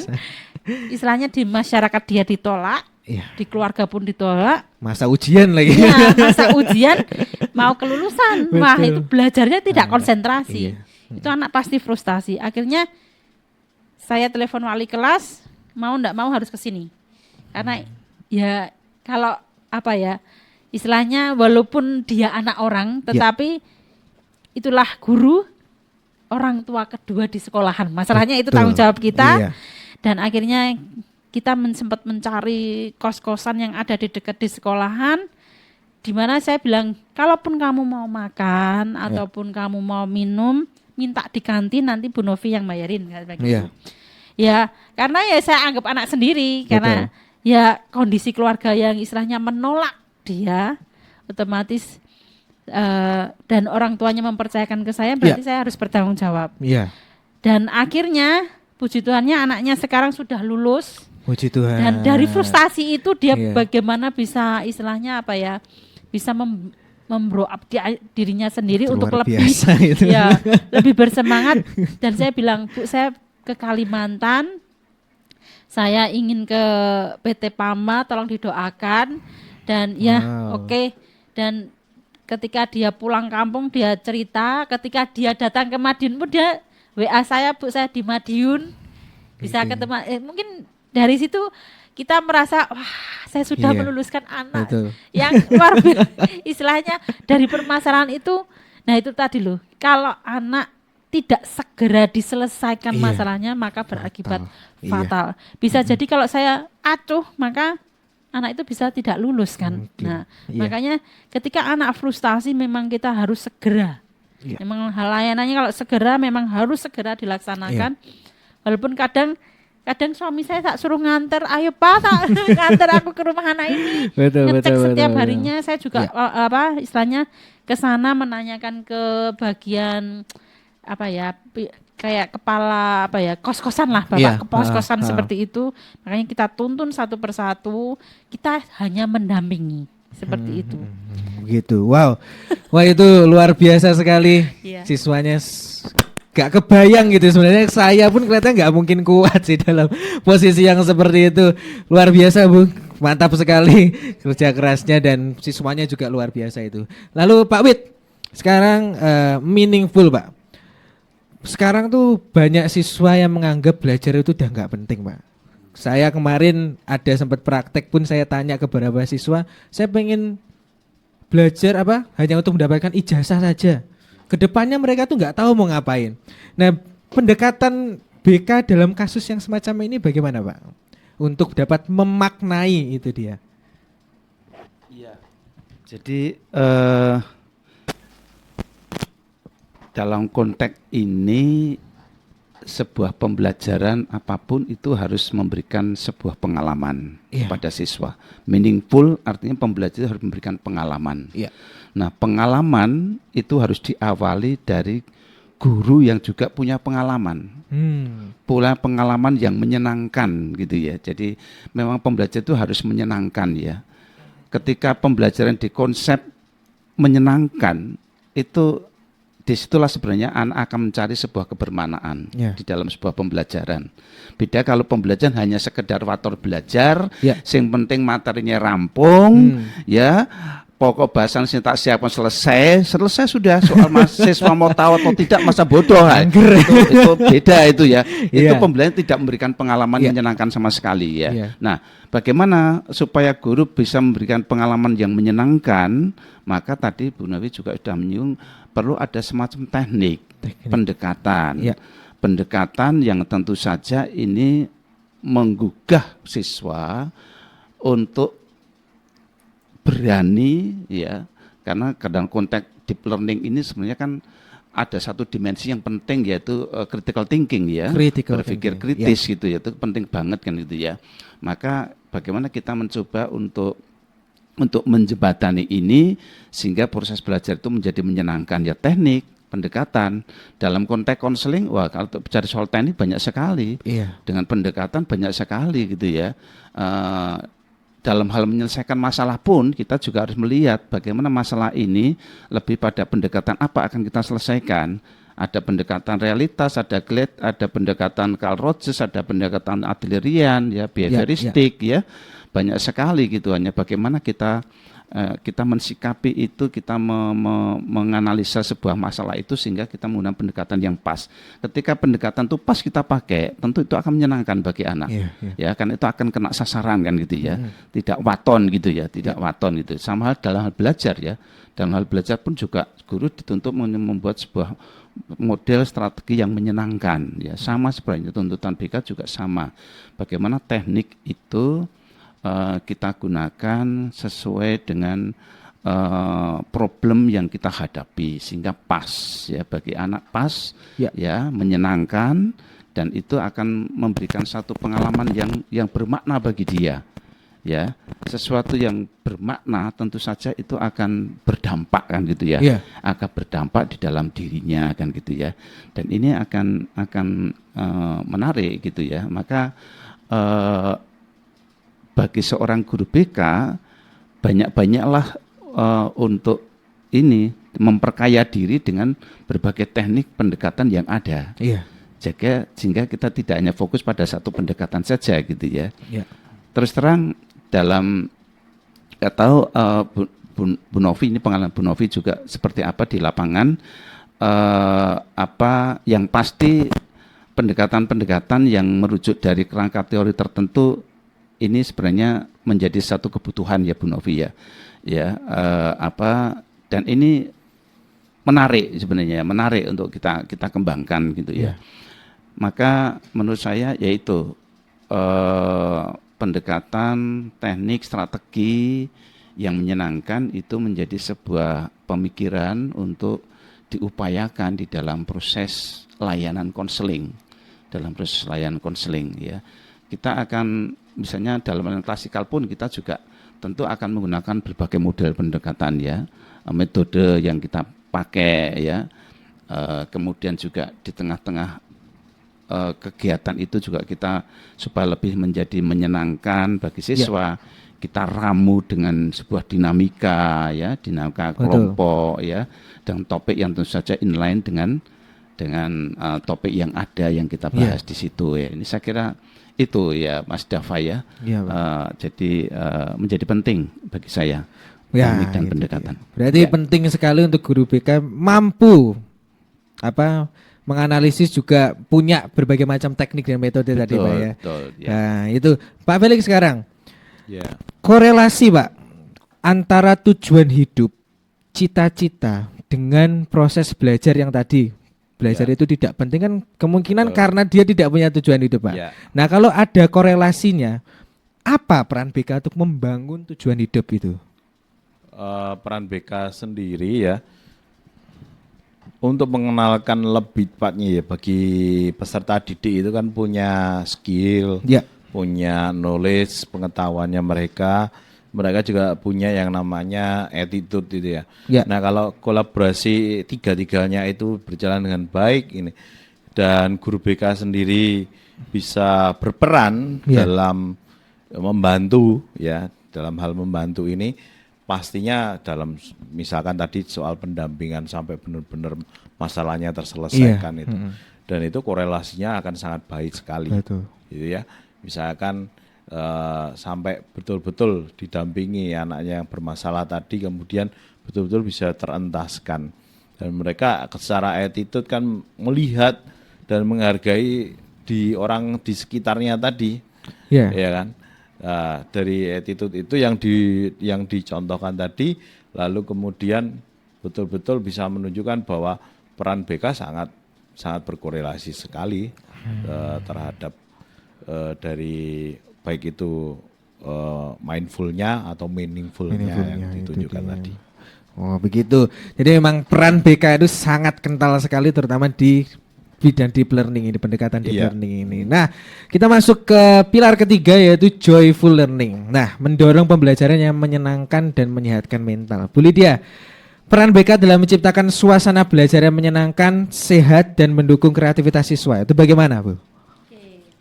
Kalau yang terakhir ini yang jelas itu harus dalam arti semua guru wajib sebenarnya. Wajib ya. Karena yang jelas pembelajaran itu bagaimana anak itu tidak bosan, tidak jenuh. Ketika bosan dan jenuh kelihatan sekali mereka bermain handphone, Ya. ngobrol sendiri, bahkan Betul. kalau anak SMK tidur di dalam kelas. Nah, itu bagaimana kita membuat senang Ya. dari tadi dinamika kelompok. Betul. Misalnya permainan, kita menayangkan video tapi Ya. anak memberikan umpan balik Ya. seperti itu. Jadi bagaimana kita berinovasi, Ya. kreatif. Ada yang permainan sekarang pakai apa ya, kuisi. Oh ya. Ya, itu Visi, kan ya. seperti itu. Jadi kita benar-benar harus juga update Ya. tentang AI juga, ya betul, kan itu seperti dia. itu. Kita membuatkan misal pembuatan karikatur dan lain-lain sebagainya, pembelajaran iya. yang istilahnya kita tidak muluk-muluk. Jadi anak-anak seperti ini, jadi kayak gini. Jadi bagaimana kita pintar-pintar berinovasi. Iya. Ketika di awal saja ya, di awal kita masuk kelas, selamat pagi anak-anak, dengan wajah mimik itu. yang menyenangkan, Iya. pasti anak-anak lebih wah. Apalagi kalau guru-guru Iya, sekarang katakanlah jam rawan, jam terakhir itu jam rawan kan ya. Nah, jam-jam Betul. yang ngantuk-ngantuk. Betul. Nah, ya. Ya, rawan ngantuk itu. Ya, Ngantuk betul. itu. Ya. Apar juga ya Pak. Nah, itu bagaimana kita di awal itu membuat anak-anak itu langsung tergugah kayak gitu loh. Ya. Selamat pagi anak-anak kayak gitu. Nah, hari ini kita permainan dulu supaya ya. atau melakukan senam kecil dulu. Ya. Nah, walaupun kita bukan anak TK, tapi Ya. ada kalanya di titik tertentu seperti katakanlah tadi jam-jam rawan tadi, kita harus seperti anak TK. Nah, Betul. Ya. supaya apa? Kita memancing menyenangkan dulu. Iya. Makanya kalau sudah menyenangkan, Mm-mm. kita pasti pembelajarannya ditunggu-tunggu. Iya. Bu, kapan jam BK lagi? Kayak gitu. Ya kan? Iya, Bu, pasti itu. kurang kalau 1 jam aja. Kadang pada waktu gurunya Iya. membosankan, Iya. anak-anak itu kadang datang ke BK, Bu saya mau konseling. Nah, ngomongnya konseling nih. Iya, Tapi iya, padahal iya, dia iya. merasa bosan ternyata. Kayak gitu. Nah, makanya penting bagi guru-guru, bukan saja guru BK saja. Iya. Tapi kebanyakan guru BK mah gampang sepertinya ya. Untuk menggugah rasa menyenangkan Kita itu harus jadi ya. latih semester 1 untuk fun. Nah, itu kita kuncinya adalah Iya. awal dari Awalnya masuk itu, Bu, ya. kelas ataupun kita membuka layangan, Iya. anak-anak merasa gurunya enak gini. Nah itu. Kalau Bu Lydia sendiri ada nggak sih strategi atau ya permainan yang paling efektif yang Bu Lydia bisa terapkan nih ke anak-anak sehingga mereka selalu bahagia nih, buat mungkin juga buat kami para calon-calon guru nih biar punya referensi gitu. Sebenarnya nanti wah ini kelihatannya cocok nih atau bagaimana Bu? Kadang kalau dulu kayak kan saya juga di sekolah minggu ya diajari Oh, iya. itu loh apa namanya tebarkan jala pasang Oh, umpan. Nah, ketika iya, iya, anak-anak iya, itu memikirkan oh aku harus menangkap tangan teman satunya lagi, aku harus lepas dari mereka iya, konsentrasi. Nah, Seru itu itu. sudah merasakan kesenangannya. Iya. Lagi Bu, ketika yang dapat, ketika yang istilahnya misal yang kena Iya. hukuman, nah saya tidak akan memberikan hukuman, tapi bagaimana terakhir dia merefleksikan pembelajaran. Iya, Ya, itu dia. Jadi bukan lagi hukuman, Iya. tapi bagaimana dia menangkap pembelajaran itu lalu direfleksikan ke teman-temannya. Hmm, Nah ya, itu adalah sebagai oh tadi pada waktu permainan kalah seperti itu. Nah, Nah, itu. jadi kita nggak beri hukuman menari menjoget yang mempermalukan Iya, iya, mereka, iya, iya. tetapi bagaimana kembali ke deep learning, kebermaknaannya itu dia. yang dapat dalam pembelajaran apa. Nah itu yang Iya. kita tampilkan. Seperti itu. Begitu. Pak Felix, pelajaran yang menyenangkan, membedakan antara aktivitas belajar yang fun tapi kosong makna. Nah itu loh Pak, kan harusnya fun tapi bermakna. Tapi Ya. seringkali kita kurang gitu. Jadi fun doang tapi tidak ada makna. Bagaimana Pak Baik. terkait hal tersebut? Iya, bisa menyesuaikan dengan topik yang dibawakan. Iya. Ya, maksudnya topik yang dibawakan itu ya kesesuaian dengan nanti materi yang akan diberikan itu apa. Nah. Sehingga tidak hanya yang dikejar funnya saja, Ya. tapi juga kesesuaian antara materi yang dibawakan juga. Sehingga Ya. dirasa itu juga tidak kosong. Betul, Artinya memang bukan hanya guru BK tapi juga semuanya tadi. Ya. Misalkan kalau guru matematika ini kebetulan Ya. kerjaannya adalah Pitagoras misalkan. Mungkin ya cari. Iya. Atau adakah yang di situ ada yang landasannya adalah musik misalkan. Iya. Kebetulan anak-anak suka nyanyi dan itu Iya. kesesuaian dengan Pitagoras misalkan.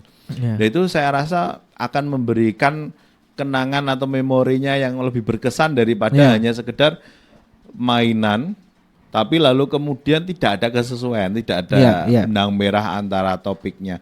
Itu yang menjadi gambaran realnya. Memang tadi kata-kata adalah tantangannya Ya. begitu.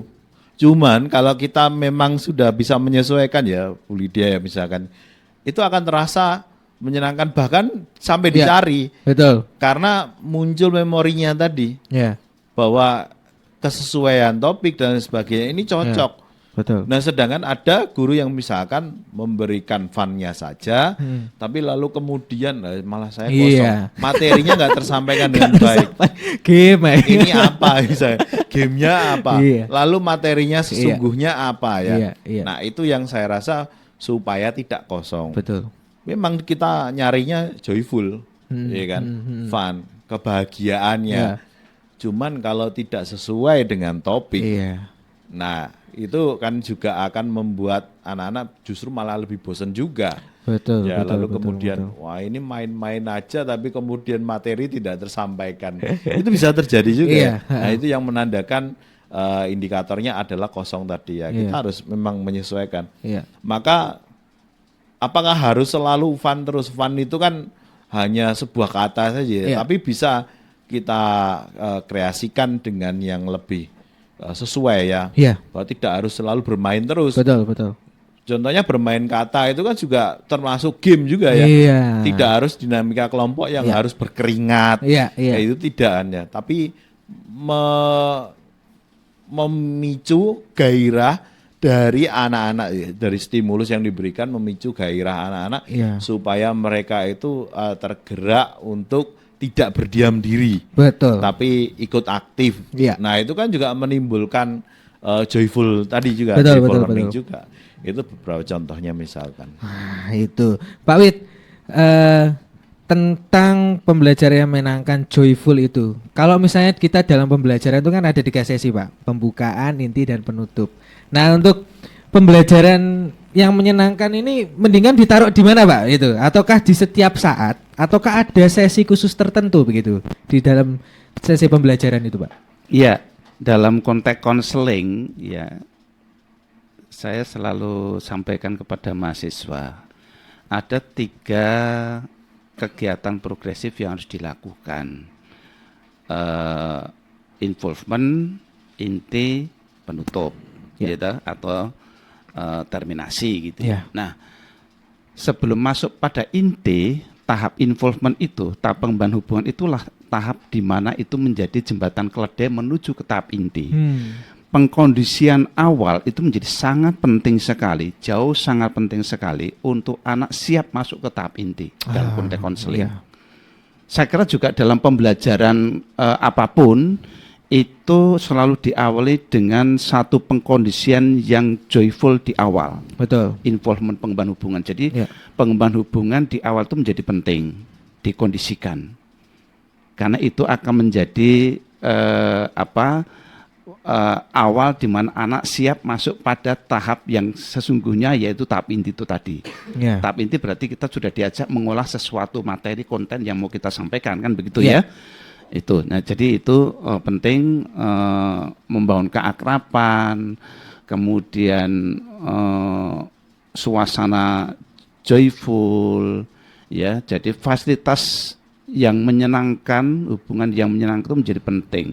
Bagaimana kita berempati, bagaimana kita berpikir positif, Ya. menghargai setiap konseli apapun kondisinya, itu saya kira bagian dari proses untuk membangun sebuah kondisi yang menyenangkan gitu ya. Sebenarnya sama gitu ya, dalam pembelajaran guru pun juga dituntut seperti itu ya. Yeah. Guru sekarang ini kalau kita perhatikan itu sebelum memasuki pada tahap pembahasan materi itu diawali dengan permainan ya. Iya. Entah itu tepuk tangan atau permainan kecil-kecilan, tetapi di situ anak sudah merasakan ya ada gairah, ada semangat, ada motivasi untuk ikut pelajaran. Iya. Ini guru itu bagus itu. Jadi mengawali dengan sesuatu yang membuat anak bergairah, ada energi untuk memasuki pada tahap inti. Jadi di situ di tahap awal itu menjadi penting sekali. Ya. Nah, dalam konteks konseling itu apalagi konseling kelompok atau bimbingan kelompok tidak harus di tahap awal ya, di tahap sesi inti pun kita bisa membuat sebuah dinamika supaya anak menjadi tidak bosan juga. Betul. Gitu ya. Ice breaking bolehlah, itulah ice breaking ya. Kalau apalagi kalau konseling layanan klasikal atau bimbingan kelompok itu ya, dinamika kelompok itu menurut Profesor Prayitno menjadi jantung di dalam sebuah proses konseling gitu ya. Betul. Kalau enggak ada dinamika itu rasanya menjadi kering kan gitu ya. Nah, ini perlu kita kondisikan. Jadi kita kondisikan di awal itu menjadi penting banget. Begitu. Ya, berarti joyful learning. memang tidak harus di awal, tapi di inti pun bisa. Ya sebenarnya. bisa. Di akhir pun kita awali dengan sesuatu yang menyenangkan bisa. Yel-yel misalnya. Kita tuh dengan yel yang menyenangkan di akhir juga is okay kan gitu. Sehingga tadi Pak Ali katakan ada kesan ya, ada memori yang terus wah kegiatan ini menyenangkan gitu ya. Iya. Berarti memang tergantung dari gurunya bagaimana melihat kondisi. Kreativitas, gitu, kreasi itu penting. Baik, kita sudah membahas dari 3 pilar tersebut. Mungkin sekarang saya ingin tanya ke Bu Lydia terkait bagaimana penerapan daripada 3 pilar ini. Kan perlu yang namanya kolaborasi, Bu. Nah, sejauh yang mungkin Bu Lydia sudah lakukan, bagaimana pentingnya sinergi antara guru BK dan juga guru mata pelajaran untuk dapat menciptakan pendekatan deep learning ini, dan bagaimana bentuknya mungkin yang sudah Ibu Lydia alami saya gitu ya. Terima kasih ya. Yang jelas memang kolaborasi, peran penting guru BK itu sangat banyak, termasuk kolaborasi, apalagi dalam deep learning ini. Otomatis setiap kali dalam belajar pribadi, sosial, karir pun semua kita harus kolaborasi. Tidak dengan stakeholder yang ada di sekolah pun, tetapi di luar sekolah pun kita harus bisa kerjasama. Betul. Cara gampang adalah guru BK itu sebenarnya salesnya anak-anak. Kalau di SMK, bagaimana kita bisa menjual belikan anak-anak kepada perusahaan. Itu penting sekali. Gitu, Nah, makanya kita harus kerjasama dengan guru. Bu, anak ini jurusan misal otomotif. Nanti pengen masuk ke perusahaan Astra, nilainya harus sekian. Kalaupun misal tidak sampai nilainya sekian, jenengan kasih remedial. Anaknya sanggup, itu sebagai jembatan akhirnya kita. Terus ketika di orang tua pun, anaknya ingin pergi ke luar negeri, tetapi orang tua tidak menyetujui. Kita undang orang tuanya, kita sampaikan anaknya ingin ke luar negeri, di sana itu seperti ini, maka kita mempercayakan istilahnya LPK tersebut untuk menjelaskan ke orang tua. Makanya kita sebagai jembatan dari industri ke orang tua.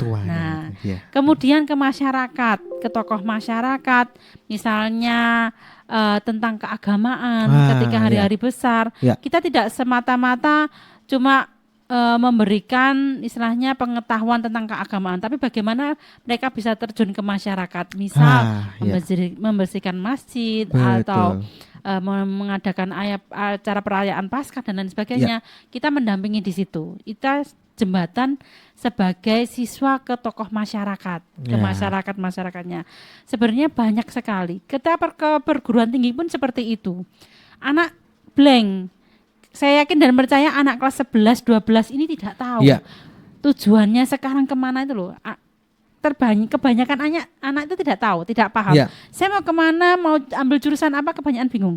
Nah, kita jembatannya adalah perguruan tinggi. Kita mengundang perguruan tinggi menjelaskan. Ini jurusannya ini. Nanti kalau ambil sastra, maka pekerjaannya seperti ini. Iya. Jadi istilahnya kita sebagai jembatan. Kalaupun tidak ada, nah ini guru BK itu harus maha tahu ya sepertinya. Kita harus menggali Iya, informasi betul, banyak betul. supaya anak kalau di bidang karir Iya. itu tidak 1-2. Iya. Hampir seluruh anak itu datang ke BK. Apalagi mau menjelang perguruan tinggi, universitas dan lain Iya. sebagainya. Bu, saya mau masuk ke Wima, kira-kira nilai saya ini cukup apa enggak? Nah, itu pasti banyak anak yang seperti itu. Iya.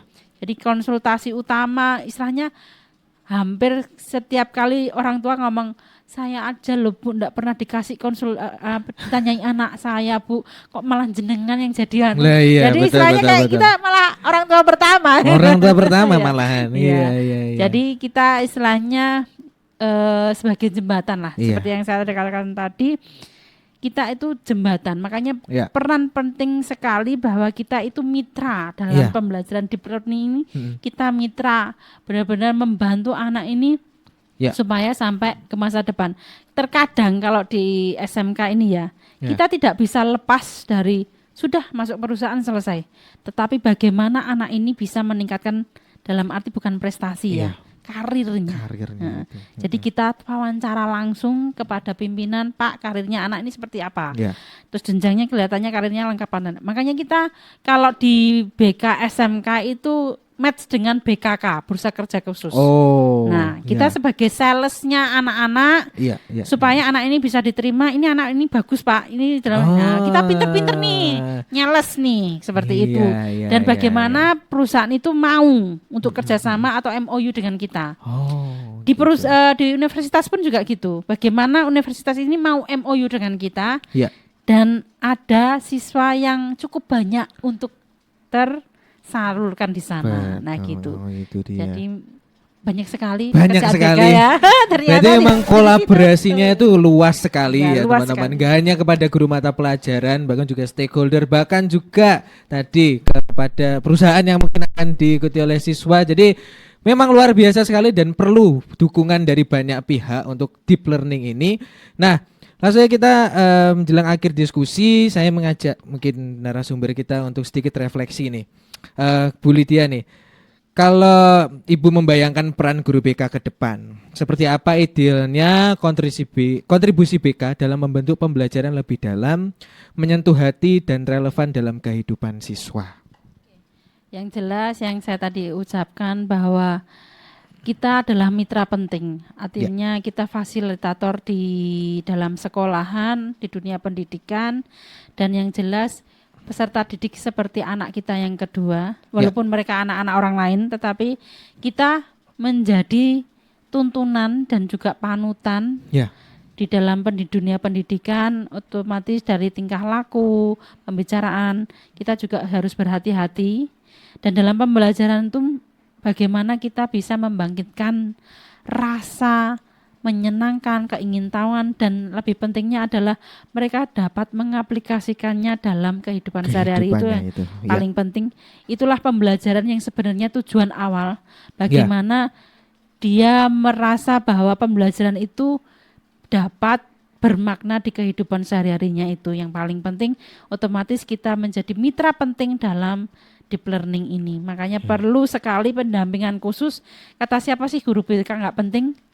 Itu. Kata siapa? Kata ya. siapa? Itu. Guru BK sangat penting sekali di sekali. dunia pendidikan. Ya. Makanya jangan ragu-ragu untuk masuk BK. Ya Hah? kan? Ya. Itu dia langsung nih dipromosikan. Terima kasih. Welcome. Jangan ragu-ragu karena otomatis Ya. hari ini juga di tahun-tahun ini juga Bapak Menteri Pendidikan Ya. juga menomorsatukan guru BK untuk mendapat pembekalan Itu dia. khusus, istilahnya menjadi tonggak utama untuk pendidikan. Wah, luar biasa. Makanya masuk pendidikan kan? BK, mari. Ah, mari. Nah, ini Mari. Pak Felix, ini pesan Pak terhadap para calon guru BK ataupun guru BK muda agar mereka siap menjadi agen perubahan dalam menghadirkan pembelajaran yang tadi mindful, meaningful, dan joyful. Iya, memang harus siap, harus berlatih juga. Jadi tidak hanya pasif, tapi juga untuk aktif. mereka menyadari bahwa ke depan memang tugasnya adalah sebagai mitra tadi yang disampaikan Bu Lydia, maka juga harus siap mereka untuk membekali dirinya baik kualifikasinya, pedagogisnya, akademisnya, dan secara keprofesionalannya juga harus perdalam dengan lebih baik. Sehingga memang ketika lulus, ya kan, bukan hanya lulus membawa ijazahnya juga, tapi juga bekal-bekal yang dimilikinya itu secara outcome-nya itu bisa diaplikasikannya dengan baik. Jadi bukan hanya output lulus bawa ijazah saja dengan gelar sarjana pendidikan, tapi juga sudah langsung siap dari bekal-bekal yang disampaikan itu tadi, yang dimiliki kualifikasinya sudah siap di medan kerja. Itu dia. Pak Wid, sama pesan untuk para guru BK muda, calon guru BK juga. Ya, baik. Saya sependapat dengan Bu Lydia, Pak Felix ya, bahwa BK itu tetap akan menjadi mitra yang sangat strategis di dalam rangka pengembangan deep learning ini ya, terutama dalam implementasinya di lapangan ya. Jadi bagaimana BK mampu membantu di dalam pengembangan keterampilan belajar, mampu meningkatkan kesadaran diri, dan mampu membantu mengatasi persoalan belajar. Karena kalau kita lihat ada 8 profil lulusan anak Indonesia saat ini yang menjadi yang digarisbawahi oleh Pak Mukti ya, ada 8 profil lulusan. Kalau di zamannya kurikulum Merdeka itu 5 dimensi profil pelajar Pancasila ya, tapi sekarang tampaknya sudah enggak diberlakukan di 5 profil itu. Tapi 5 profil pelajar Pancasila itu masuk di antara 8 profil lulusan. Nah, harapannya kita juga ikut mendukung terhadap 5 profil lulusan ini ya, dengan tadi mengembangkan keterampilan belajar anak, mampu meningkatkan kesadaran diri bahwa dirinya itu punya kekuatan, kelemahan yang harus dipahami dengan baik, dan juga mampu membantu problem solving, pemecahan masalah. Karena problem solving juga menjadi hal penting di dalam 8 profil kelulusan yang dipersyaratkan oleh Pak Mukti ini ya. Jadi yang pasti jangan ragu, BK tetap menjadi bagian dari sistem pendidikan yang mempunyai peran strategis di dalam mempersiapkan anak-anak bangsa kita menuju Indonesia Emas 45. Wow, hidup BK. Sukses. Terima kasih. Luar biasa sekali teman-teman. Sobat Bikon, tak terasa perbincangan kita hari ini sudah pada tahap akhir. Dan saat membuka wawasan kita semua, kita sudah membahas bagaimana tadi guru BK punya peran strategis dalam mendampingi siswa agar tidak hanya belajar secara akademis, tapi juga belajar secara komprehensif atau utuh, yaitu dengan kesadaran, dengan makna dan juga kegembiraan. Nah, 3 pilar deep learning ini bukan hanya jargon ya, bukan woi gitu doang ya, tapi juga relevan dan sangat realitas untuk kita hadapi. Ya, di tengah tekanan akademik, siswa itu perlu untuk hadir secara utuh dan sadar akan prosesnya. Mereka juga perlu melihat makna di balik apa yang mereka pelajari, dan tentu mereka juga layak untuk menerima proses pelajaran yang membahagiakan, bukan menakutkan. Nah, terima kasih sekali lagi pada narasumber kita hari ini, terkhususnya Ibu Lydia Novi Kristiani. Tolong tepuk tangannya dong atas insight dan pengalaman praktisnya. Terima kasih banyak. Ya, nanti kalau diundang bisa datang lagi ya. Nah, alumni kita. Reoni bersama. Itu alumni kata Pak Wid. Monggo nanti alumni lain juga kita undang juga nanti. Ya. Terima kasih. Terbuka Pak, terbuka. Serta juga dosen kami yang tercinta Pak Felix dan juga Pak Wid. Sama-sama. Yang juga turut ikut memperkaya nih perspektif kita semua. Dan semoga obrolan kita hari ini bisa menginspirasi rekan-rekan guru BK, mahasiswa dan juga semua pendidik, serta untuk seluruhnya lah, untuk terus menghadirkan layanan yang mendalam, membumi dan menyentuh hati sisi kemanusiaan. Nah, akhir kata saya dapat mengucapkan terima kasih. Jangan lupa juga untuk like, komen dan subscribe di YouTube kita Bikon Suka WMS. Jangan lupa juga untuk follow IG dan juga TikTok kita. Di situ juga banyak postingan yang pastinya memberikan informasi dan seru-seru juga pastinya. Jangan juga lupa ini sekarang periode ketiga terakhir. Kalau misalnya kalian mau daftar di UKWMS Kampus Kota Madiun, silakan juga cek di link di bawah ini ya. Terima kasih semuanya. Saya Dava pamit undur diri dan juga seluruh narasumber juga pamit undur diri. Mengucapkan terima kasih dan sampai jumpa. Kita akan bertemu di episode podcast selanjutnya. Bye bye.